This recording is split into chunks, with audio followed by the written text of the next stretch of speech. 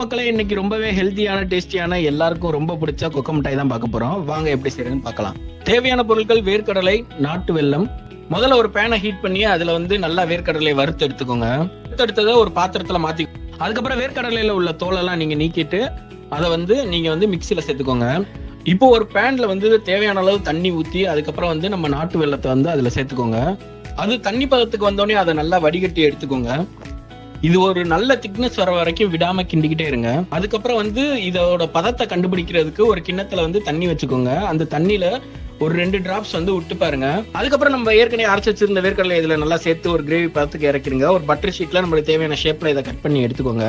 அதான் நம்ம ரொம்பவே டேஸ்டியான ஹெல்த்தியான கொக்கோ மிட்டாய் ரெடி. வீக்கெண்டுக்கு இதை சாப்பிட்டு என்ஜாய் பண்ணுங்க.